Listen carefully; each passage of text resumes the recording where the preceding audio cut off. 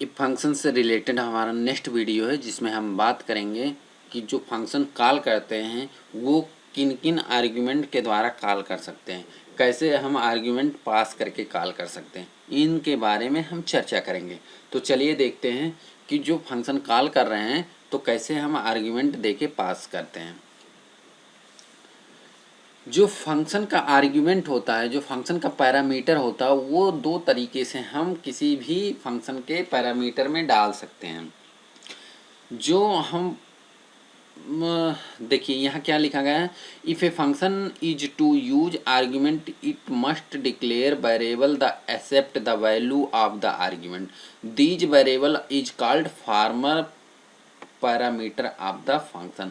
जहाँ फंक्शन की हम बॉडी डिफाइन कर रहे हैं, जो फंक्शन की डेफिनेशन हम क्या कर रहे हैं, डेफिनेशन लिख रहे हैं, वहाँ क्या होता है, उस फंक्शन पैरामीटर को हम क्या बोलते हैं, formal parameter. The formal parameter we have like other local variable inside the function and they are created upon entry into the function and destroy upon exit। जो फॉर्मल पैरामीटर होता है वो एक तरह का लोकल वेरिएबल की तरह होता है कि जो फंक्शन के एंट्री और एग्जिट होने पे डिस्ट्रॉय हो जाता है। एंट्री होगा और फिर अगर एग्जिट होगा तो वो ऑटोमेटिक डिस्ट्रॉय हो जाएगा। तो उस फंक्शन के पैरामीटर के द्वारा हम नहीं कॉल कर सकते ना। तो उसके लिए हमें क्या ज़रूरत है कि फंक्शन को कॉल करने के लिए जो पैरामीटर डालते हैं वो दो तरीके से, there are two way that argument can be passed to a function.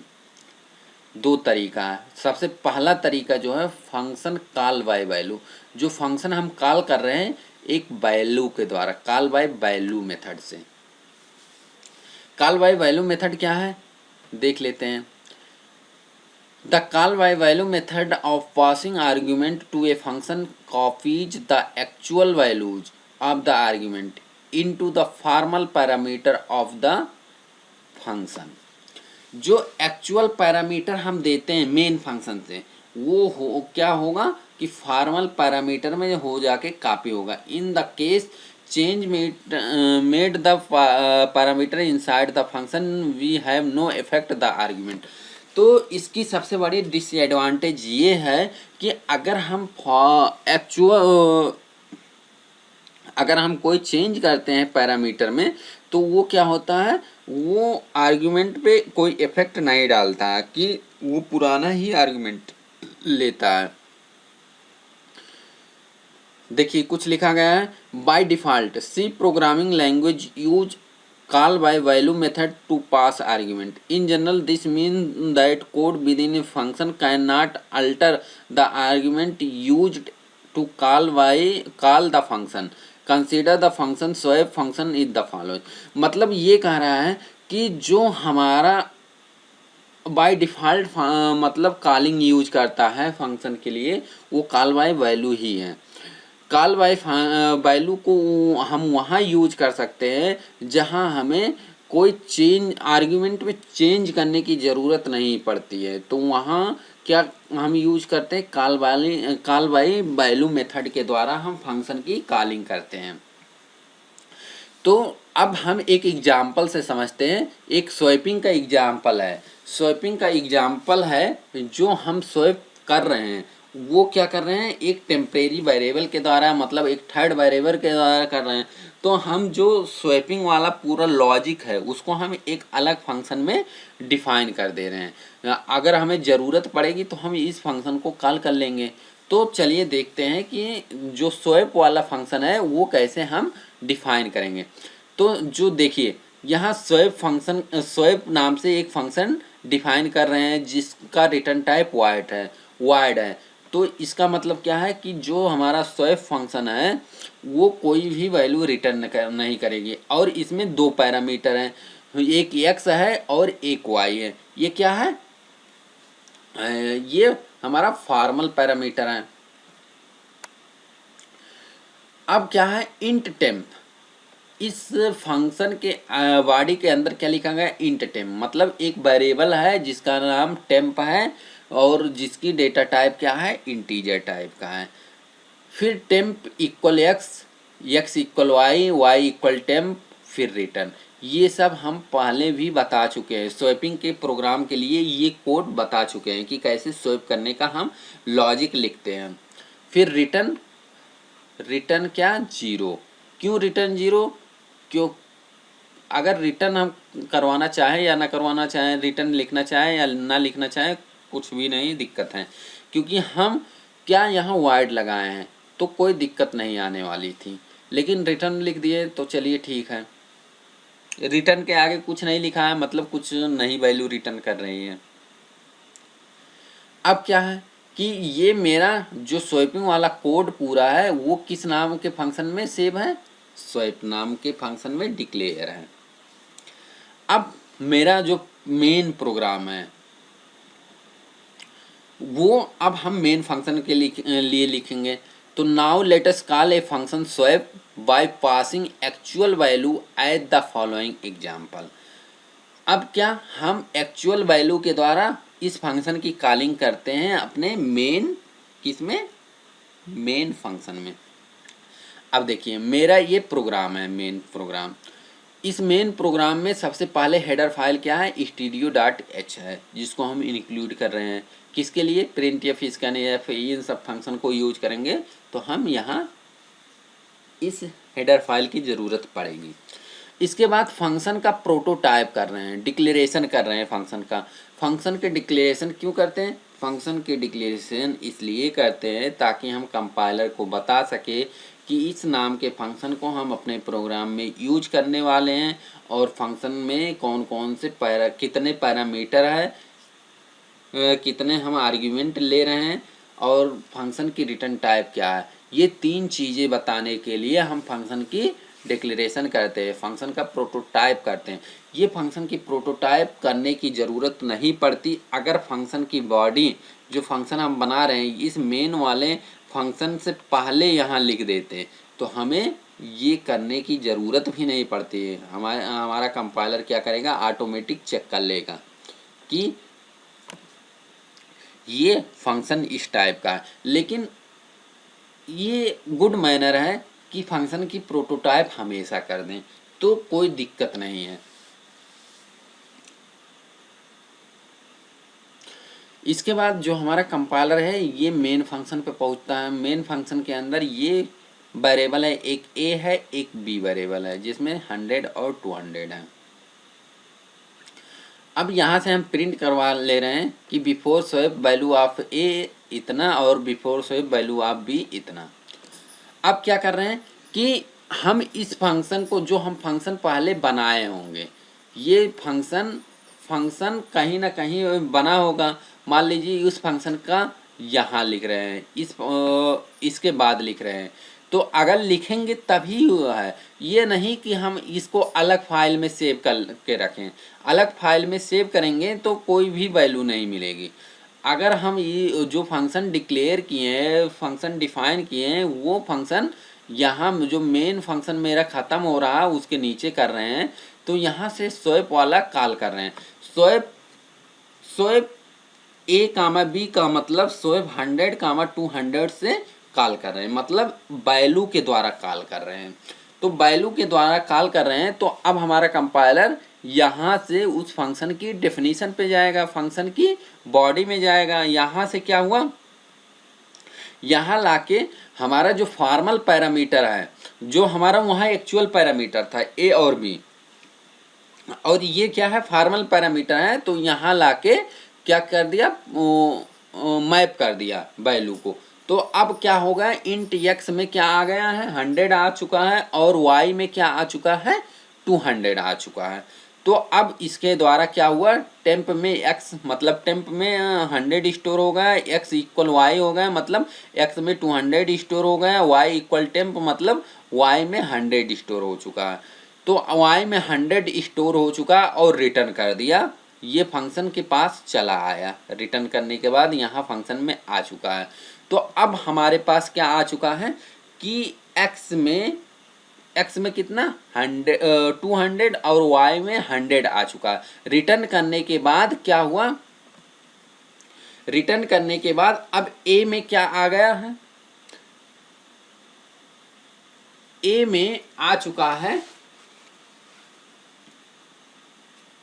ए में 200 आया और बी में 100 आया। तो अब यहाँ से क्या वैल्यू होगी, after swap value of a 100 आ जाएगी, सॉरी 200 आ जाएगी, after swap value of b 100 आ चुकी होगी। तो इसका आउटपुट क्या आएगा, कुछ इस तरीके से आएगा। अगर इन दोनों फाइलों को एक सिंगल फाइल में लिखकर और कंपाइल कराएं और एग्जीक्यूट कराएं तो इस तरीके से रिजल्ट आएगा। Before swap value of a 100, before swap value of b 200, after swap value of a 200, after swap value of b 100।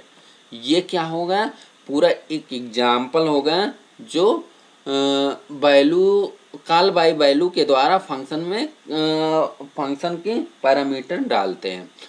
अगला देखते हैं कि कॉल बाय रेफरेंस के द्वारा कैसे हम कॉल करते हैं फंक्शन को। चलिए देखते हैं कॉल बाय रेफरेंस। तो देखिए यहाँ लिखा गया है, the call by reference method of passing argument to a function copies the address of argument into the formal parameter.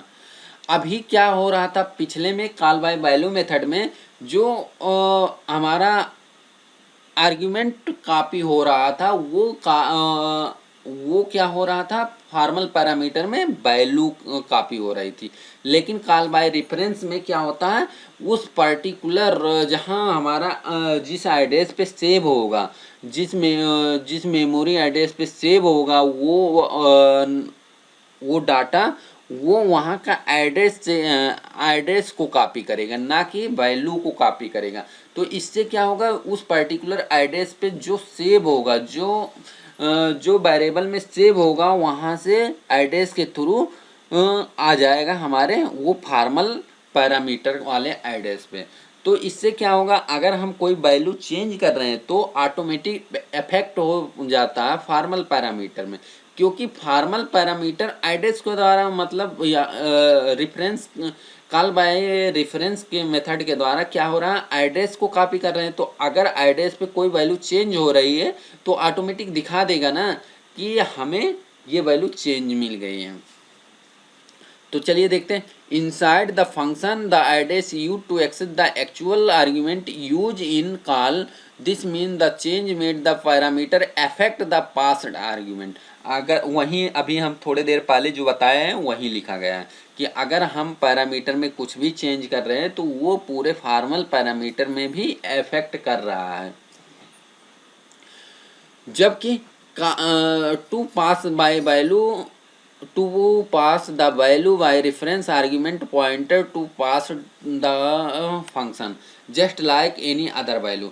जो हम एड्रेस स्टोर करवाते हैं वो क्या होता है, किसी भी डाटा का एड्रेस, मतलब किसी भी जो वेरिएबल है उसका एड्रेस अगर स्टोर करवाना होता है तो हमें पॉइंटर का यूज करना पड़ता है।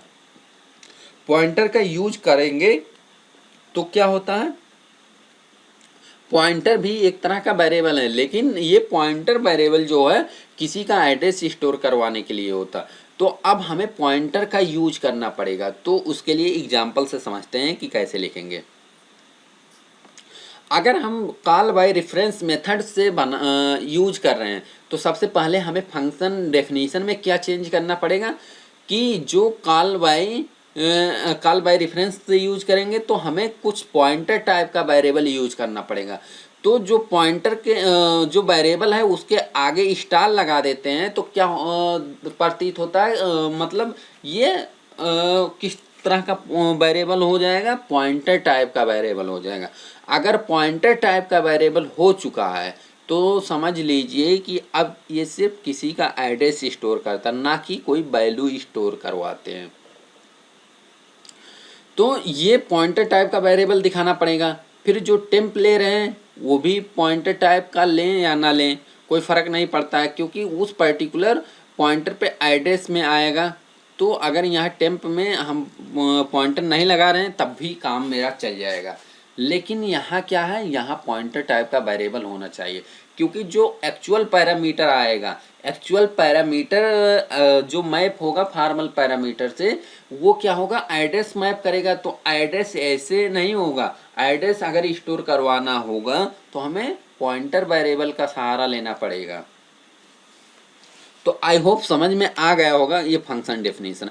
अभी जो कॉल बाय, जो पिछले वीडियो, सॉरी इसी वीडियो में था कि कॉल बाय वैल्यू मेथड में जो क्या कर रहे हैं कि value, call by value method में जो वैल्यू मैप हो रहा था वो वैल्यू के रूप में मैप हो रहा था, तो हमें पॉइंटर वेरिएबल की ज़रूरत नहीं थी। लेकिन अब यहाँ एड्रेस के रूप में मैप होगा तो हमें क्या होगा, पॉइंटर की ज़रूरत पड़ेगी।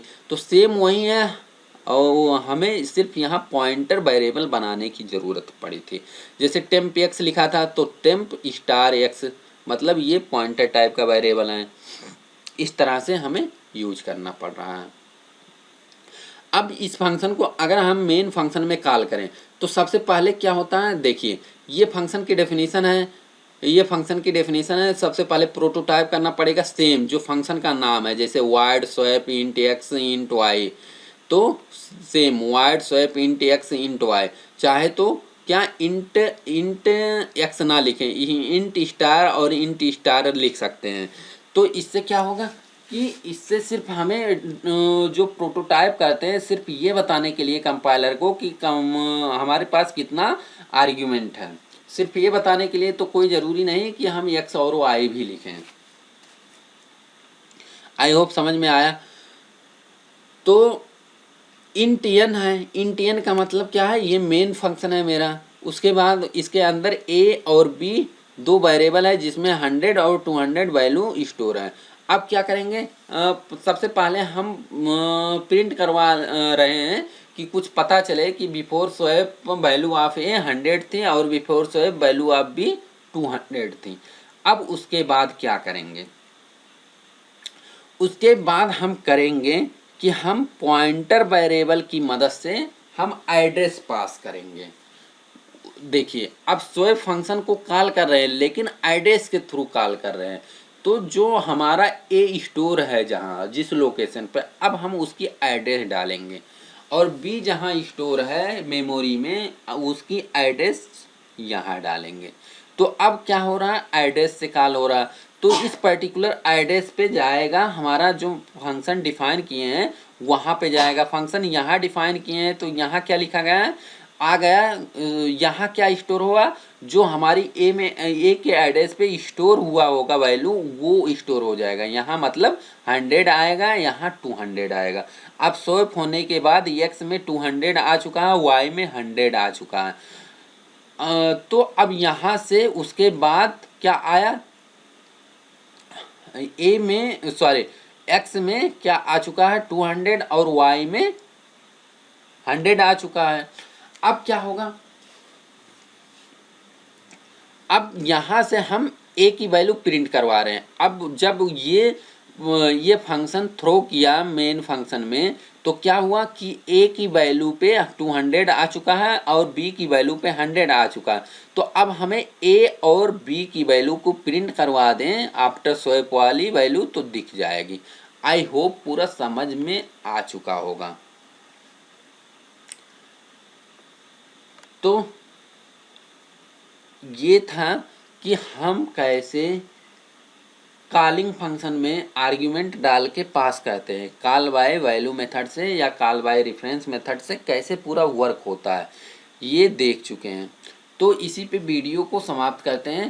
इस वीडियो को ज़्यादा से ज़्यादा शेयर करिए ताकि दूसरे कॉलेज के बच्चे भी देख सकें, बेनिफिट ले सके, क्योंकि आप लोगों का एग्ज़ाम अब ऑनलाइन होगा। और ऑनलाइन कब होगा, ये जुलाई के 3rd वीक या 4th वीक में पड़ेगा, ना कि अगस्त में पड़ेगा। तो तब तक हमें सिलेबस को पूरा करना है। तो और अभी बहुत से कॉलेजों में क्या हो रहा है, क्लास चली नहीं रही है, तो वहाँ के बच्चे भी परेशान होंगे। तो इस वीडियो को ज़्यादा से ज़्यादा शेयर करिए ताकि वहाँ के कॉलेज के बच्चों को पहुँच सके और वो अपनी मतलब तैयारी अच्छे से कर सके, ताकि एग्ज़ाम में ज़्यादा से ज़्यादा मार्क लेके आए।